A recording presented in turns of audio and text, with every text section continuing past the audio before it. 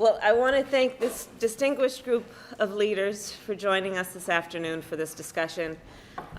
We promise it to be a very productive discussion about how we can collaborate, how we can maximize opportunities and promise and hope and potential and resources. And as you all know, on March 24th, the President asked me to lead our nation's diplomatic efforts as it relates to the Northern Triangle and Mexico. And as I've said many times over the past 2 months, the work that we are doing is guided by two fundamental principles. One, that most people don't want to leave home. They don't want to leave their grandmother. They don't want to leave the language they speak, the culture they know. And when they do, it is often for one of two reasons. Because they are either fleeing some harm, or because to stay home prevents them from satisfying basic needs for themselves or their family. The second principle with which we are approaching this initiative is the real belief that we have the capacity to give people hope. And hope in particular in this case, that if they stay, that help is on the way. And so these are the guiding principles for our work. And in that vein, we also really fully appreciate that in order for us as an administration, as the United States government, to really maximize the potential of our work, it has to be through collaboration and partnership, through public-private partnerships, through the work that we are doing with also reaching out to nonprofits and foundations, the work we are doing to internationalize this effort, predominantly through the work that we do with our allies in the UN, doing the work of engaging civil society, doing the work of understanding that the benefit of this effort will probably not evidence itself overnight, but will be well worth it.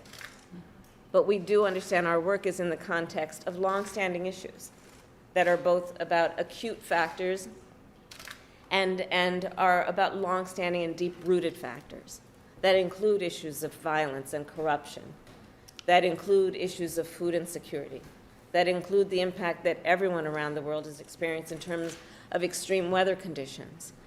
And so the work we are doing is guided, though, with a dominant principle that when we work together, when we combine resources, limited though they are for each one of us, we can maximize the potential to give people in that region hope. And in that way, also show what it means to be a good neighbor, because this is also in the context of the Western Hemisphere. And in that way, we know that we are interconnected and in many ways interdependent when it comes to many issues. So today, we are launching our call to action for businesses to invest in the Northern Triangle. And that is one of the specific reasons that I've asked these business leaders to join us today. And so this focus includes digital inclusion, everything from digital inclusion to workforce development.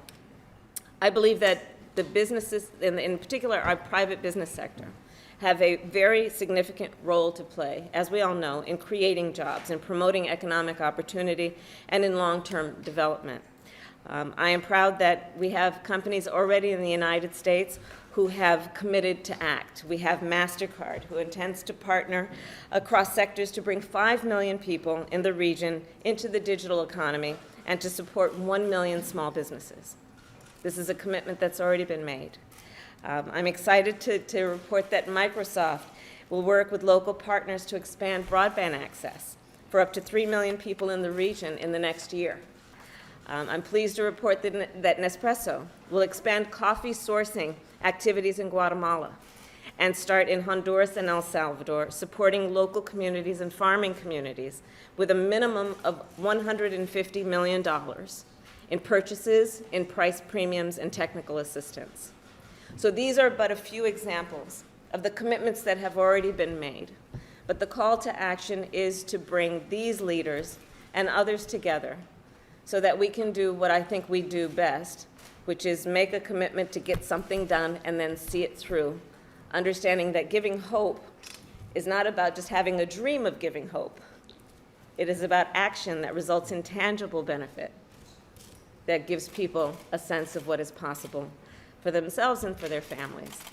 So with that, again, I welcome you all. I thank you for this time, and I'm very much looking forward to our discussion today.